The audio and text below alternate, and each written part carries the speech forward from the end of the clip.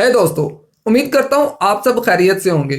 Andrew Carnegie अपने वक्त के सबसे अमीर शख्स थे और इनका इंटरव्यू लेना किसी एजाज से कम ना था। नेपोलियन, जो एक राइटर और जर्नलिस्ट थे, इन्हें यह मौका मिला।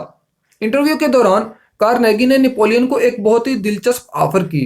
उनका मानना था कि ज़्यादातर लोग सीखे बिना खुद से सब कुछ करने के चक्कर में फेल हो जाते हैं, लेकिन हकीकत तो यह है कि सक्सेस के प्रिंसिपल सबके लिए एक जैसे ही होते हैं। सो कामयाब होने के लिए कामयाब लोगों से सीखना चाहिए। मैं चाहता हूं कि तुम दुनिया में कामयाब लोगों के इंटरव्यू से एक ऐसा कंटेंट तैयार करो जिससे लोग सीख कर कामयाब हो सकें, और इस सब में मैं तुम्हारी मदद करूंगा। मदद भी इस तरह कि मैं कामयाब लोगों से रब्ता करवाऊंगा और साथ में तुम्हें ट्रैवलिंग एक्सपेंसेस दूंगा। इसके अलावा और कुछ नहीं। क्या तुम्हें ये ऑफर मंजूर है?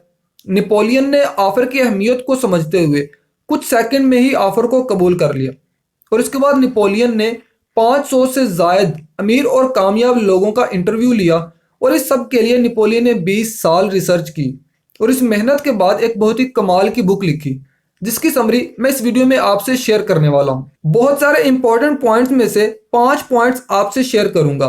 So let's begin.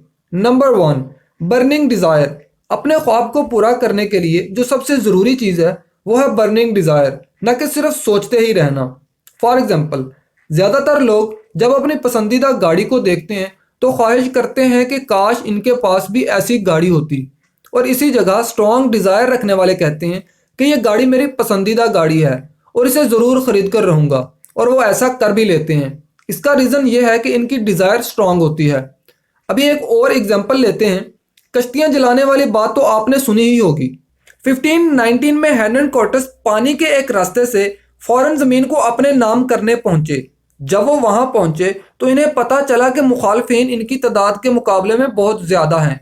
ये सब देखकर हेनन कोर्टेस ने अपने सोल्जर्स को हुक्म दिया कि वो जिन कश्तियों पर सवार होकर आए थे वो सब जला दें, क्योंकि वो हर हालत में जंग जीतना चाहते थे, और अगर कश्तियां रहती तो सिपाही वापस भागने का सोच सकते थे। अब सिर्फ 2 ही रास्ते थे, या तो सब मरेंगे या फिर पूरी ताकत से लड़ेंगे और जंग जीत जाएंगे। और इस सब के नतीजे में वो जंग जीत गए, और उनकी एक एक्सट्रीम डिजायर ही थी जिसकी वजह से उन्होंने वो जंग जीती। आप अपनी जान दांव पर ना भी लगाएं तो आपको मेहनत जरूर करना पड़ेगी। आपको अपनी नींद और अपना आराम सेक्रीफाइस करना ही पड़ेगा। नेपोलियन हिल, जो कि इस बुक के ऑथर हैं, वो कहते हैं कि हम फाइनेंशियली स्ट्रांग होने के लिए इस डिज़ायर को इस्तेमाल कर सकते हैं इन 6 स्टेप्स को फॉलो करते हुए। Step number 1, fix the amount of money you want. अपने माइंड में एक डिसाइड कर लें कि आपको कितने पैसे कमाने हैं।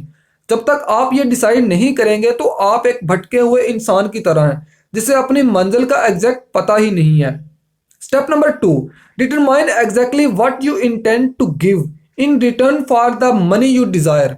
डिटरमाइन करें कि आप अपनी डिजायर्ड अमाउंट को हासिल करने के लिए आप क्या कुछ सेक्रीफाइस कर सकते हैं। आप लोगों की तनकीद को कितना बर्दाश्त कर सकते हैं, आप कितनी देर सब्र कर सकते हैं, आप दिन में कितने घंटे काम कर सकते हैं, एक्सेट्रा एक्सेट्रा। क्योंकि इस दुनिया में कुछ भी फ्री में नहीं है। हर चीज़ की कीमत अदा करना पड़ती है, चाहे वो किसी भी सूरत में हो।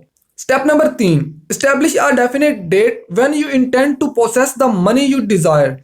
अपने गोल को स्टेप्स में डिवाइड करते हुए एक डेट सेलेक्ट करें जिस तक आपको वो स्टेप अचीव करना ही है, चाहे कुछ भी हो जाए। Step number 4, create a definite plan. एक प्लान बनाएं और इस पर फौरन ही काम करना स्टार्ट कर दें। परफेक्ट करने के चक्कर में अपना टाइम वेस्ट मत करें, क्योंकि परफेक्ट नाम की कोई चीज़ होती ही नहीं।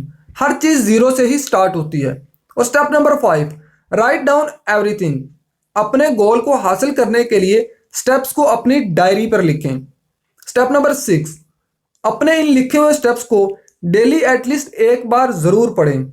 इससे ये सब बातें आपकी लॉन्ग टर्म मेमोरी में सेव हो जाएंगी, और ऐसा करना आपके अपने गोल को अचीव करने में क्वाइट हेल्पफुल भी रहेगा।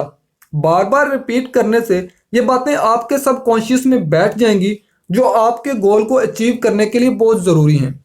इस वीडियो में हमने बर्निंग डिज़ायर वाले एक पॉइंट को ही मज़ीद एक्सप्लेन किया है।